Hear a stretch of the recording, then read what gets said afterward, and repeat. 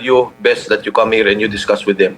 So si Sergeant Gutesa told him his story, and he also presented a draft statement of what he wanted to say. And ako nga, na-shock din ako. No? I was shocked about hearing some of the details. Some of which, sabi ko, wag na yan kasi material naman yan dun sa scam that we're discussing about. So eventually, si Gutesa, Sergeant Gutesa, I left. No, I left before Senator Marcoleta, and I think he left also early, before the meeting ended. And then Sergeant Gutesa went to the notarial service to have it notarized. And then, yeah, in the morning, he went to the Senate, and he was presented by Senator Marcoleta.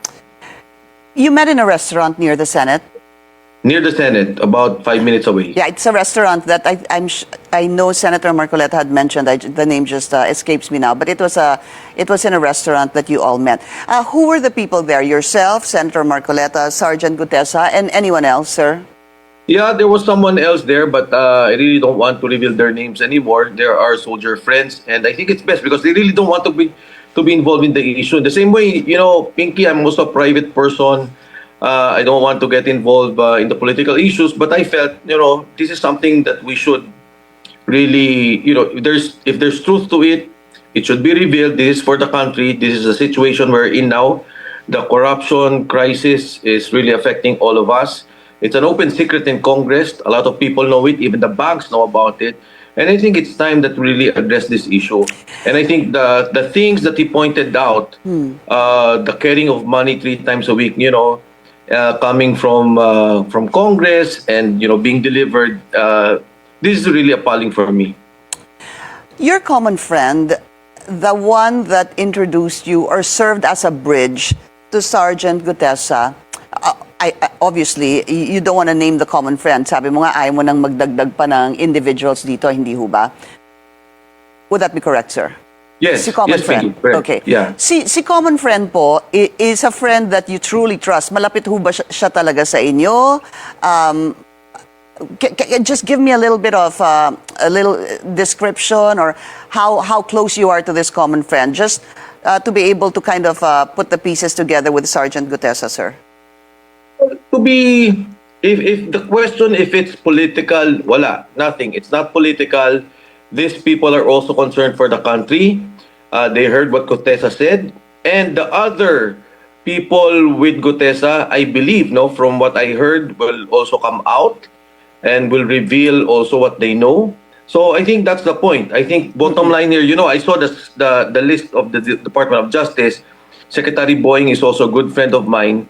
But, you know, if you notice, Pinky, no, there are 2 names consistently being mentioned by Alcantara and, by Mr. Alcantara.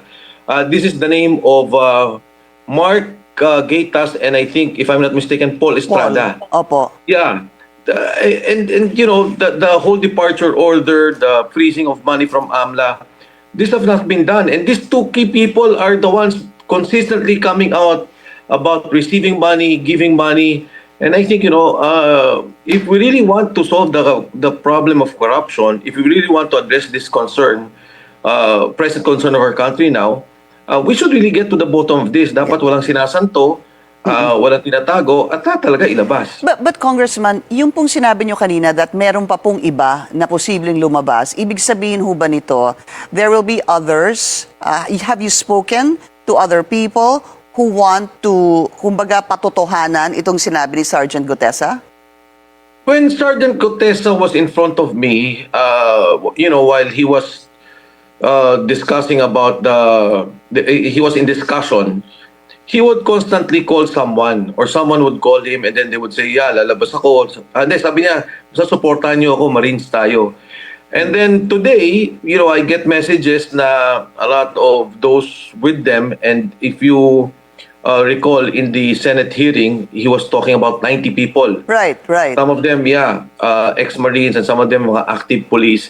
May mga sinasabi na that they want to come out and also say and tell what they know and what they have observed. Congressman, for premise yung 90 na minention niyo po, that was mentioned in the Senate, ito po yung sinasabing 90 daw umano na security or nagbabantay or in shifts kay Congressman Zaldico. Would that be correct, sir? That's correct, Pinky. Okay. From what I understand from the explanation of Sergeant Cotesa, some of them sometimes will be assigned to be securing the houses. Some of them will be assigned in the delivery of money. Some of them would be assigned to be advanced or close in security for Congressman Saldico. Okay. So, be that as it may, sir, no? So, meron po siyang daladalang draft statement. I just wanted to get yung inyong personal na pagtanggap dito sa sinabi ni Sergeant Cotesa. When he told you this story, did you immediately believe him? Or were there red flags? Wala eh, walang red flags eh. And you know what he told me, even if they check, it's easy to check. If he's a security detail of a Bicol party list, if he's part of this, makikita mo talaga. And when he was talking, in the same manner when he spoke in the Senate, parehong-pareho eh. And then number two, Pinky, yung sinasabi na it wasn't notarized. He did it in good faith. Walang sumama sa kanya, hindi ko siya kasama.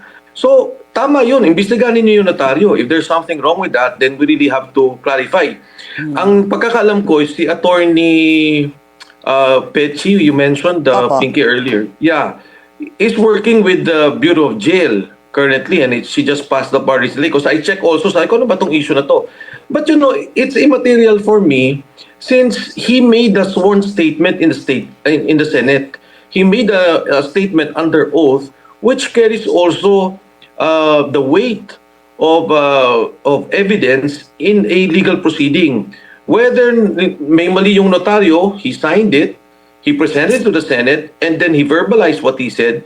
That's enough, no? That's evidence. But Congressman, if you're in yeah. the Senate and then you say, I have a prepared affidavit that is signed and notarized, dapat ho lahat yon ay in good faith. Dapat lahat yon ay tama. Dapat yung sinabi mo ay katotohanan. Dapat po yung